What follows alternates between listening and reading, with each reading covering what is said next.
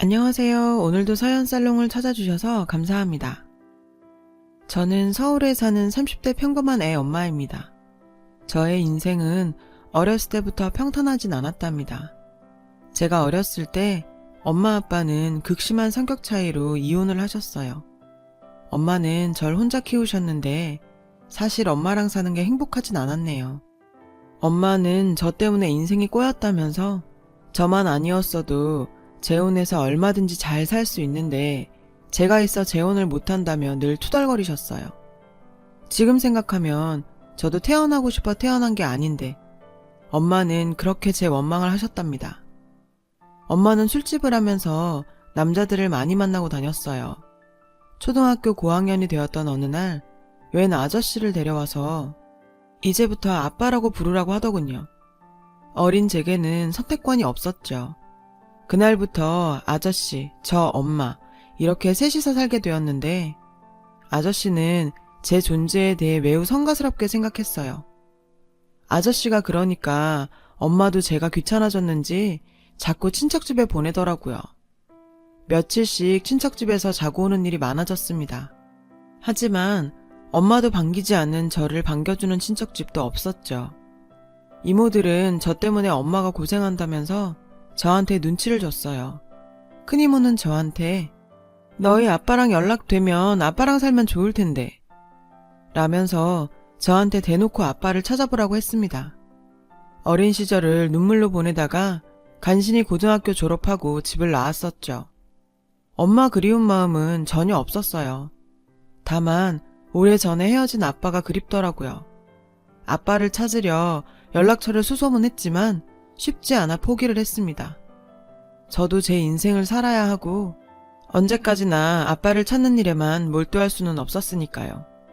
전문대학을 간신히 졸업하고 정말 운 좋게도 외국계 회사에 취업할 수 있었어요. 몇 년을 일을 하다 남편을 만나게 되었어요. 남편은 같은 회사는 아니고 일적으로 만난 다른 회사의 사람이었어요. 서로가 첫눈에 반해 일은 뒷전이었죠. 만난 첫날에 술을 먹으면서 이런저런 이야기를 하면서 친해졌고 곧 사귀게 되었습니다. 부끄럽지만 그때까지 저는 흔히 말하는 모태솔로였답니다. 첫 연애 상대인 그 사람이 좋았고 믿었습니다. 그래서 제 아픈 이야기를 다 했었죠. 그 사람은 제가 살아온 얘기를 듣더니 저를 지켜주고 싶다면서 결혼하자고 하더라고요. 처음에는 농담인 줄 알았는데 그 남자는 진지했습니다. 저를 부모님께 소개시키고 본격적으로 결혼을 밀어붙이더라고요. 저는 얼떨떨하긴 했지만 그 사람의 저돌적인 모습이 싫지는 않더라고요. 그래서 군말 없이 그 사람이 하자는 대로 따랐습니다. 그런데 마음에 걸리는 게 저는 그때까지 저 혼자 살기 바빠서 모은 돈이 한 푼도 없었거든요. 결혼 진행이 돼가면서 저는 초조해지기 시작했어요. 그 사람에게 금전적인 문제에 대해 툭 터놓고 말했습니다. 오빠, 나 살기 바빠서서 모은 돈이 한 푼도 없는데 어쩌지? 그러니까 그 사람은 대수롭지 않게 말하더군요. 돈이 무슨 필요가 있어. 결혼식은 간소하게 하면 되는 거고 나도 모은 돈 없어서 집 마련이 당장은 어려워. 우리 부모님 밑에 들어가서 살자. 그럼 침대 하나만 내 방에 놓으면 되는데 뭐. 우리 부모님 밑에서 살다가 부모님 분가시키고 우리가 그 집에서 살면 돼. 지금 당장은 우리 집도 여윳돈이 없으셔. 나 믿고 따라오기만 하면 돼. 이미 어머님 아버님도 만나 뵈었고 상당히 결혼 절차가 진행되었어요. 그리고 인사할 때 뵈었던 시부모님은 좋으신 분들 같았어요. 어쩌면 같이 사는 것도 하나의 방법이다 싶더라고요. 그렇게 시댁살이를 결정짓고 결혼을 했습니다. 신혼여행지에서 남편이 불쑥 저에게 묻더라고요. 그런데 지연아, 너 회사는 언제 그만둘 거야? 저는 생각지도 못했던 질문에 깜짝 놀랐어요. 응? 나 회사 그만두려는 생각은 없었는데 우리 아직 나이도 어리고 아이도 나중에 가지면 되고 우리 회사는 아이 낳아도 다니기 좋거든. 그만두기 아까운데. 그러니까 남편이 난색을 표하더군요. 에이, 결혼한 여자가 무슨 일이야. 나랑 우리 부모님 뒷바라지하고 임신해서 아이 낳고 살림이나 하고 그러는 거지. 그리고 너 회사 일 많다고 힘들어 했었잖아. 그냥 관둬. 회사 일이 많다고 투덜거린 적은 있지만 직장인이면 누구나 직장 스트레스를 받으니 그런 것이고 그만둘 생각은 전혀 없었어요. 전 난데없는 제안에 고민에 빠졌습니다. 이때 부모님이라도 있으면 조언을 구할 수 있을 텐데 싶고 새삼 빈자리가 느껴지더라고요. 신혼여행에서 돌아오니 시어머니도 저에게 어서 일을 그만두고 아이나 낳고 살라고 종용하시더라고요. 저는 이런저런 고민을 하다가 결국 회사를 그만뒀습니다. 남편과 시어머니의 계속된 압박을 견딜 수 없었거든요. 지금 생각해보면 그게 큰 실수였죠. 그때는 그냥 좀 쉬다가 재취업해도 된다고 안일하게 생각했었는데 남편의 속셈은 그게 아니었습니다. 일을 그만두고 저는 시어머님과 아버님과 함께 지내는 시간이 굉장히 많아졌어요. 어머님은 취미생활도 많고 친구분들 만나러 나가는 시간이 많으셔서 사실 아버님과 같이 있는 시간이 많아졌어요. 아버님의 식사 준비나 뒷바라지는 제 몫이 되었죠. 그건 나쁘지 않았습니다. 밥이야 차려만 드리면 되고 별 다르게 챙겨드릴 부분이 없었거든요. 저도 공부를 하거나 다른 취미생활을 해볼까 생각하고 있었는데 시아버님에게서 이상한 점이 자꾸 발견되었어요. 아가야, 나 밥 안 주니? 아버님, 방금 드셨잖아요. 그랬나? 안 먹은 것 같은데 다시 주지 않으련? 자꾸 끼니를 드시는 걸 까먹으시거나 혹은 아가야, 내가 먹는 과자 어딨니? 네? 아버님 지금 드시고 계시잖아요. 며칠 동안 가만히 지켜보다가 영 이상해서 인터넷에 검색을 해보니 치매 초기 증상이 분명해 보이더라고요. 그날 퇴근한 남편에게 흥분을 해서 아버님의 증세에 대해 설명드리면서 어서 병원을 가보자고 했습니다. 그러니까 남편이 태연하게 말하더군요. 아버지 한 1년 전부터 깜빡깜빡해서 병원 가보니까 치매 초기 증상이라고 그랬었어. 약 먹고 있어. 전 깜짝 놀랄 수밖에 없었죠. 뭐? 난 그런 줄 몰랐는데? 왜 얘기를 안 했어? 아직 정상생활 가능하신데 뭐 큰 문제라고 너한테 이러쿵저러쿵 다 얘기를 해. 괜찮아. 몇 년째 저러는데 전혀 심해지지 않았어. 남편은 그래도 제가 걱정하니 오히려 불쾌한 티를 내더라고요. 왜? 우리 집에서 너 간병시킬까봐 그래? 절대 안 그러니까 걱정하지 마. 그때는 그런 남편의 말을 의심 없이 그냥 믿었습니다. 얼마 후 저는 임신을 하게 되었어요. 남편이 피임을 하지 않았고 저도 안일하게 생각하니 바로 임신이 되더라고요. 어차피 가질 아이였으니 축복이라고 생각하면서 태교하며 지낼 생각이었는데 뜻대로 되지 않더군요. 약한 치매라고 남편이 말했던 것과는 달리 아버님의 증상은 점점 심해지셨어요. 자꾸 끼니 드신 걸 잊어버리고 저한테 다시 밥을 차리라고 하셔서 하루에도 몇 번씩 밥을 차리곤 했습니다. 제가 빨리 밥을 차리지 않으면 신경질을 내시는 일도 많아졌어요. 아주 기초적인 생활 습관 같은 것도 잊어버리셔서 제가 도와드려야 할 일이 아주 많아지더라고요. 예를 들면 일을 닦거나 할 때도 멀쩡하게 잘하시다가 갑자기 양치하는 법이 기억이 안 난다면서 저한테 도움을 요청하곤 하셨죠. 저는 배부른 몸으로 아버님 간병을 다 해야 했습니다. 어느 날 병원에서 검진을 받고 집에 왔는데 아버님이 안 계시더라고요. 동네에 잠깐 운동하러 나가셨나 했는데 계속 오질 않으셨어요. 걱정스러운 마음에 어머님과 남편에게 연락을 하니 남편이 버럭 화를 내더라고요. 뭐? 너 집에서 뭐 하고 있었던 거야? 아버지 제대로 안 보고. 전화 밖으로 쩌렁쩌렁 울리는 목소리에 저도 모르게 눈물이 나왔습니다. 그게 아니라 나도 오늘 정기검진이라. 그거 좀 늦으면 어디가 덧나냐? 아버지가 어디 멀쩡한 사람이냐고. 혼자 두면 어떡해? 처음에 아버님이 일상생활 다 된다고 걱정하지 말라던 남편은 어느샌가 저에게 아버님을 떠맡기고 있더라고요. 그때는 정신이 없어서 남편에게 따지고 뭐 할 생각도 못하고 정신없이 아버님을 찾아다녔습니다. 다행히 동네 공원 벤치에 계시더라고요. 아버님, 여기서 뭐 하고 계셨던 거예요? 제가 울면서 달려가서 아버님을 일으키니까 아버님이 의아한 표정으로 절 보시더라고요. 아가씨는 누구슈? 얼마 후 병원에 가니 아버님의 치매 증세가 완전히 심해졌다고 하더라고요. 그동안은 약으로서 현상 유지가 되었지만 갈수록 심해질 거라고 하더군요. 눈앞이 깜깜해졌습니다. 그날 집에 와서 남편에게 조심스럽게 물었습니다. 아버님, 점점 심해지실 거라는데 우리 어떡해? 그러니까 남편이 휙 노려보며 이러더군요. 뭘 어떡해? 아니, 곧 아이도 태어나고 그럼 내가 아버님 돌봐드리기가 힘들어지잖아. 야, 애 보는 게 뭐 그렇게 대수라고. 노인네랑 같이 보면 되지. 아버지 보기 싫으니까 별 핑계를 다 댄다. 너 진짜 그러는 거 아니야. 우리 부모님은 너한테 친자식 같다고 그러는데 너는 호시탐탐 아버지를 내팽개칠 생각만 하냐? 남편의 말에 저도 폭발했습니다. 처음에 나보고 아버님 심한 상태 아니라고 할 일 없을 거라고 그랬잖아. 갓난애랑 노인을 어떻게 같이 봐. 당신은 밖에 나가면 그만이고 어머님은 자주 나가시니까 모든 집안일, 아버님 케어, 이젠 아기까지 내 몫이잖아. 그렇게 저희는 언성을 높이며 싸웠습니다.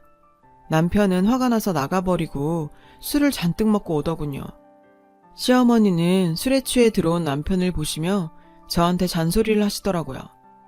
모름지기, 집안이 조용해야 남자가 바깥일 잘하는 거다.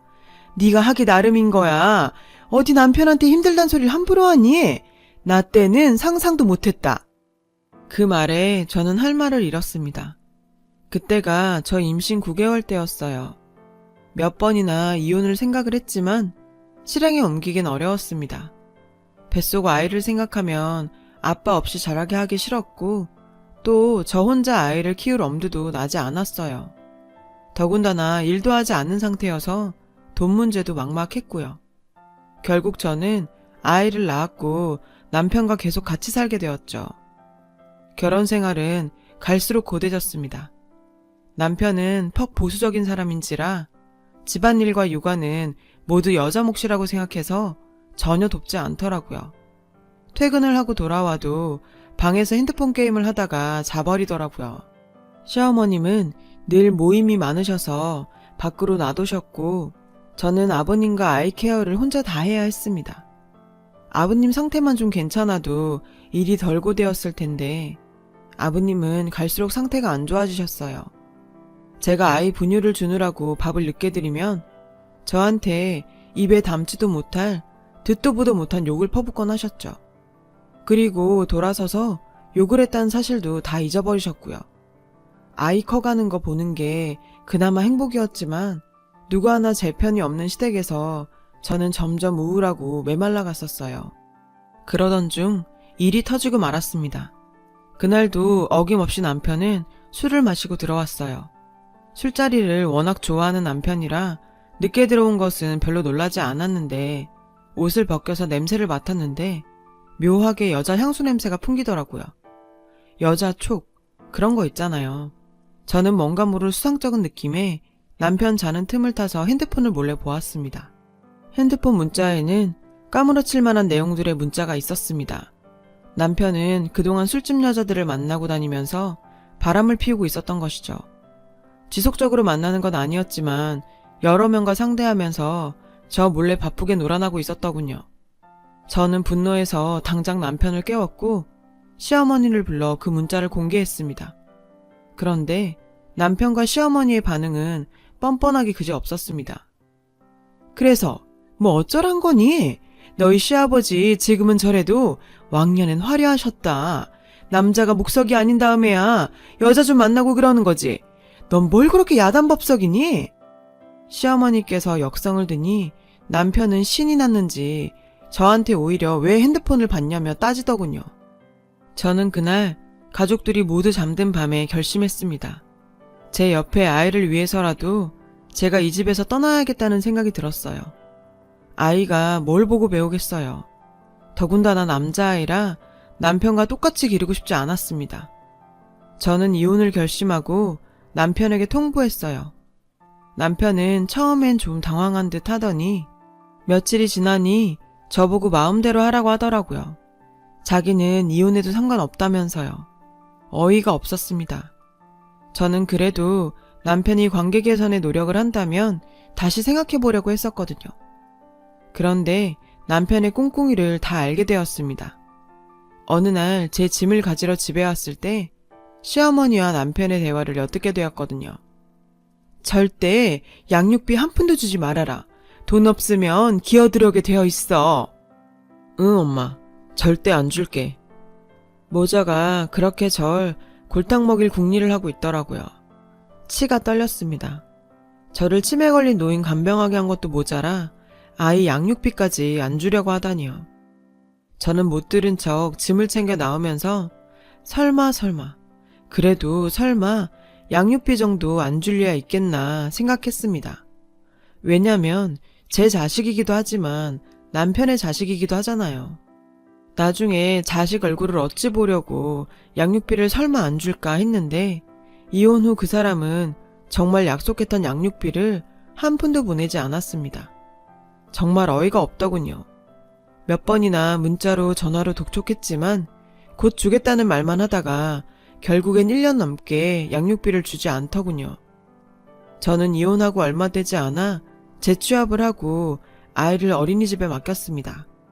굶어 죽을 정도는 아니어도 아이를 키우는데 돈이 꾸준히 필요한데 돈 한 푼 안 주는 전 남편이 정말 원망스럽더군요.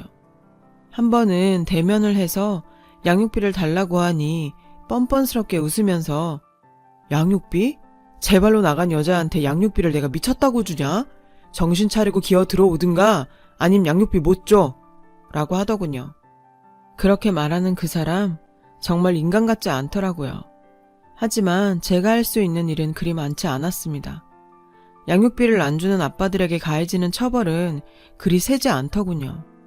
제가 법적으로 문제 제기를 해도 번거롭기만 할 뿐 얻는 건 없을 것 같았습니다. 그래서 그냥 저 혼자 아이 키우면서 혼자 힘으로 살기로 마음을 굳게 먹었습니다. 매일 일을 하고 동네 어린이집에서 아이를 하원시켜서 밤에는 같이 놀아주고 보살펴주면서 지내길 몇 년 동안 계속했죠. 아이가 유치원에 가도록 전 남편은 아이가 보고 싶지도 않은지 보러 오지도 않았어요. 전 남편에게 거는 기대는 전혀 없었습니다. 그러던 어느 날 저에게 놀라운 일이 일어났어요. 회사에서 전화를 받았는데 웬 아주머니가 제 이름을 대면서 맞냐고 물어보더라고요. 지연아, 난 네 고모야. 오래전에 헤어져서 기억은 안 나겠지만 아빠 소식 알고 있니? 저는 깜짝 놀랐습니다. 안 그래도 저는 친정이라는 가족이 몹시 그리운 상태였어요. 특히 어렸을 때 헤어지고 보지 못했던 아빠에 대한 그리움도 컸었죠. 저는 고모와 연락을 하면서 아빠를 다시 만나게 되었습니다. 아빠는 사업차 외국에 나갔다가 얼마 후 돌아오신다고 하더라고요. 며칠을 기다리다 아빠를 만나게 되었을 때 고모, 저 아빠는 부둥켜 안고 한참을 울었습니다. 그동안의 고생을 무어라 말을 할 수가 있었겠어요. 아빠와 한참 울다가 그동안 살아온 얘기를 하게 되었습니다. 엄마와 헤어지고 혼자 살았던 이야기, 전 남편을 만나 호되게 고생하고 이혼한 이야기, 그리고 아이를 혼자 키우는 일까지요. 그러니까 아빠는 또 한바탕 눈물을 흘리시더라고요. 너 혼자 얼마나 고생이 많았니? 정말 고생 많았다. 그러면서 아빠의 이야기도 듣게 되었어요. 지금 미국에서 사업을 하고 있다고요. 한국과 미국 오가면서 지내는데 한 10년 전부터는 사업이 꽤 잘 풀려서 남부럽지 않게 살고 있답니다. 그리고 더 놀란 건 엄마한테 제가 20살이 되던 해까지 양육비를 매번 보냈다는데 저는 전혀 몰랐거든요. 엄마는 절 키우느라 돈이 많이 들고 아빠가 돈을 한 푼도 안 준다고 늘 돈 볼멘 소리를 했었는데 그게 다 거짓말이었던 것이죠. 아빠는 심지어 사업이 잘 되기 시작한 시점부터는 엄마한테 큰 돈을 몇 번이나 보냈다고 하더라고요. 사실 청소년 때는 아빠 원망도 많이 했었는데 제가 잘못 알았던 부분이 많더라고요. 그리고 아빠는 제 결혼 생활 이야기를 듣더니 분노하셨어요. 제가 혼자 어렵게 살고 있다고 하니까 앞으로는 그럴 필요 없고 아빠가 무조건 도와주겠다고 장담하시더라고요. 이렇게 든든한 아빠가 돌아오시니 지난 고생이 다 헛되지 않았음을 느꼈습니다. 아빠는 몇 년 동안 저를 찾았다고 하더군요. 어렸을 때는 저를 데려올까 하다가 엄마가 재혼했다는 소식을 듣고 잘 살고 있는 가정 깰까봐 감히 그렇게 하지 못했었다고요. 그러나 제가 성인이 되고는 늘 저를 찾아다녔다고 하더라고요. 그러다 고모가 건너 제 이야기를 듣고 연락처까지 알아내서 저에게 연이 닿았다네요. 아빠와 지난 회포를 풀고 제 아이도 보여줬습니다. 아빠는 제게 더 이상 고생할 것 없다며 집도 옮기고 생활비도 아빠가 지원해주겠다고 하시더군요. 눈물나게 고마웠습니다. 제 아이를 위해서라도 아빠의 도움을 거절하지 않았어요. 오히려 정말 잘된 일이죠. 이렇게 아빠와 지내게 되니 회사에 제 소문이 퍼지더라고요. 혼자 어렵게 살던 제가 갑자기 윤택한 생활을 하게 되니 재혼을 했다는 둥 엉뚱한 소문이 돌길래 제가 직접 해명을 했었죠. 어렸을 적 헤어졌던 아빠를 만났고 아빠가 사업에 크게 성공해서 생활이 나아졌다고 하자 동료들은 모두 놀라더군요. 저를 부러워하는 사람도 있었고요. 그리고 그 소문은 결국 전 남편의 귀에까지 들어가게 되었습니다. 저한테 전화를 걸어 제발 한 번만 만나달라고 애걸복걸 하더군요. 제가 양육비 독촉을 할 땐 제 전화를 피하더니 완전 딴판이었죠.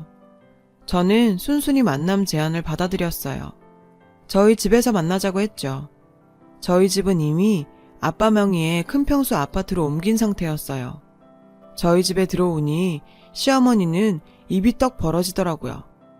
저는 웃으면서 두 사람을 맞았죠. 남편은 제 앞에서 눈물을 흘리며 제 손을 부여잡더라고요. 시어머니는 손주는 뒷전이고 집 구경하느라 정신이 없고요. 쉴 새 없이 눈을 굴리면서 집을 보고 있더군요. 남편은 제 손을 잡더니 이렇게 말했어요. 그동안 정말 미안했어. 당신 고생하는 거 알면서도 알잖아 우리 집 사정. 아버지 병간호비도 많이 들고 그래서 현우 양육비를 못 줬어. 이제라도 우리 다시 시작하자. 남편의 그 말에 저는 피식 웃으면서 손을 빼고는 남편의 따귀를 한 대 때렸습니다. 남편은 화도 안 내고 제가 때려도 나 죽었소 맞더라고요. 이제 와서 다시 합쳐? 웃기고 있네. 너희 모자라면 내가 치가 떨려. 내가 여길 왜 불렀는지 알아? 너희들 평생 후회하라고. 너희 주제에 이런 집 감히 구경이나 하겠니? 제 말에 시모가 제 앞에서 무릎을 꿇으면서 애원하더군요. 그래, 네가 잘 돼서 우리도 정말 기쁘다.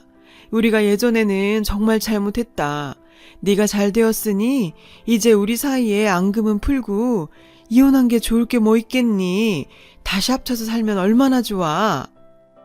그 말에 웃지 않으려고 해도 웃음이 나오더군요. 내가 당신 아들이랑 이혼을 100번을 하면 했지.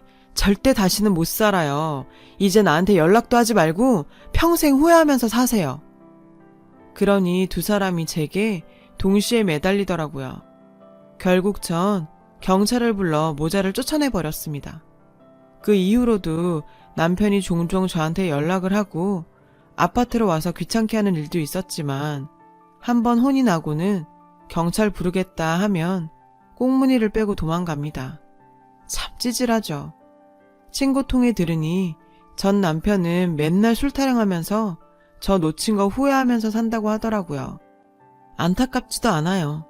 물론 그 사람과 좋은 추억도 있지만 결혼 생활이 너무 엉망이었고 제가 너무 고생을 했어서 보내줄 동정은 남아있지 않네요. 요새는 아들을 키우면서 아빠 밑에서 관련 사업 일을 배우고 있어요. 부모의 지원을 받으면서 산다는 건 정말 든든한 일 같아요. 저도 우리 아이에게 정말 든든한 부모가 되어주고 싶습니다. 열심히 배우고 일해서 잘 살아보려고 합니다. 저 잘할 수 있겠죠? 제 이야기를 들어주셔서 감사해요. 들어주신 모든 분 항상 좋은 일 가득하시길 바랍니다. 여러분, 사연 댓글에 응원과 현명한 조언 부탁드려요. 좋아요와 구독은 저에게 큰 힘이 됩니다. 오늘도 좋은 일 가득하세요.